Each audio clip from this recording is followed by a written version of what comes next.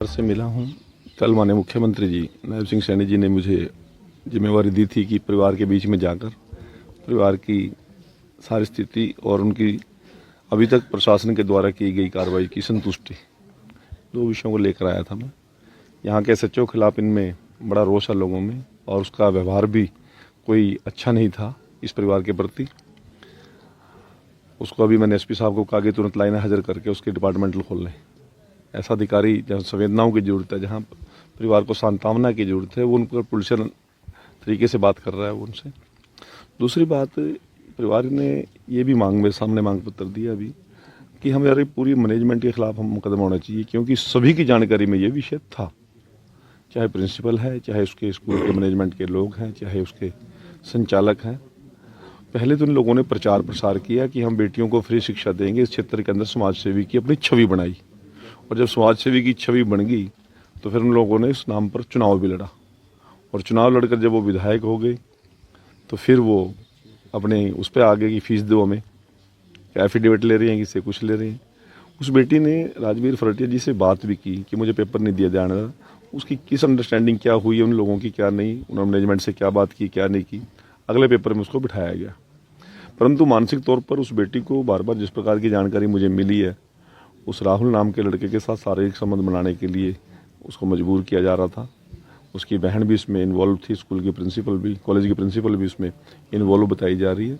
मैंने अधिकारी को कहा कि उसकी पूरी जांच करो, डिटेल में जाओ, दोषी कोई बख्शा नहीं जाना चाहिए। और परिवार को इस प्रकार की हम विश्वास दिलाते हैं कि किसी प्रकार की उनको डरने की, घबराने की और दबाव में आने की आवश्यकता नहीं है।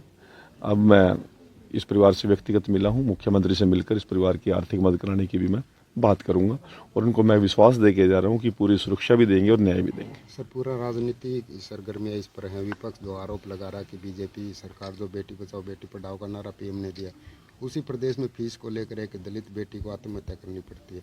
नहीं, देखिए मेरी बात सुनिए, हमारी सरकार तो फीस माफ करती है। बेटी बचाओ बेटी पढ़ाओ जो लोग ये आज ट्वीट कर रहे हैं, जब वो केंद्र में मंत्री थे, 2 बार मंत्री रहे, 3 बार मंत्री रहे, राष्ट्रीय महामंत्री रहे, वो प्रदेश सरकार में वजीर थे, प्रदेश के बड़े नेता हैं, आज वो ट्वीट करके इस बात को उठा रहे हैं, परंतु ट्वीट में ये बात नहीं कह रहे कि स्कूल कॉलेज संचालक के बेटा उस लड़की को अनैतिक संबंध बनाने के लिए मजबूर कर रहा था। वो उस बात को क्यों छुपा रहे हैं? उस बात को क्यों छुपा रहे हैं? जबकि वो तो कहते हैं कि इस प्रकार की कोई बात ही नहीं हुई है। और उसी कॉलेज की प्रिंसिपल कल वीडियो मेरे पास आई है, बयान दे रही है। आप ये देखिए ना जी। और क्या भूपेंद्र सिंह हुड्डा अपने कांग्रेस के विधायक जो स्कूल मैनेजमेंट का, कॉलेज मैनेजमेंट का व्यक्ति है, उससे पूछेगा कि आपके मैनेजमेंट के द्वारा या आपके इस रिश्तेदारों के द्वारा किस प्रकार से बेटी को मरने पर मजबूर किया? क्या उसके बारे में वो पूछेंगे, कोई सवाल करेंगे क्या? क्या राहुल गांधी जी और प्रियंका गांधी जी अपने विधायक से या उसके विधायक के परिवार से इस बात की बात करेंगे? नहीं करेंगे। इस प्रकार की राजनीति करने की जरूरत नहीं है। मैं तो एक बात कहता हूं कि पीड़ित परिवार से जो जान गई है, कोई जान वैसे नहीं जाती, उसके पीछे बड़ा कारण होता है। और इसको किन लोगों के द्वारा उसको प्रताड़ित किया गया, किन लोगों के द्वारा उसको मजबूर किया गया, उसका दूध का दूध पानी का पानी होना चाहिए और दोषियों को सलाखों के पीछे जाना चाहिए। सर, आपने परिवार से बात की है, प्रशासन से बात की, तो क्या लगता है विधायक की संलिप्तता है इसमें कहीं कुछ? देखो, मैं एक बात कहता हूँ, अब मैनेजमेंट में कौन कौन लोग हैं? जो लोग प्रचारित करके ये बात कहते थे कि हम फ्री शिक्षा देंगे इस पिछड़े क्षेत्र के अंदर, और उस नाम पर उन्होंने समाज सेवी की छवि बनाई, और समाज सेवी की जब छवि बनेगी तो फिर उन्होंने चुनाव लड़ा। तो मैनेजमेंट में यदि वो पार्ट हैं तो क्यों नहीं हिस्सेदारी बनती उनकी? उनका रोल बनता है। हम तो दोषियों के खिलाफ किसी प्रकार की कोई ढिलाई बरतने के मूड में नहीं है सरकार। तो क्या लगता है फीस का मामला था या और भी कोई दबाव बनाया जा रहा है बाप पर? फीस पर भी काफी मामला था और भी बच्चे पर दबाव था, करने का प्रताड़ित कर रहे थे। तो क्या लगता है कौन कौन ये बाप बेटा जो गिरफ्तार किए वो हैं या और भी कोई लोग हैं इसमें? वो तो जो पता चलेगा, क्या मैं तो क्या बताऊं, मैं तो नाम दे दिए थे। तो विधायक से आपने बात की होगी कभी इस मामले में कि बेटी को परेशान मेरी किया जा रहा है, बच्ची क्या समाधान हुआ?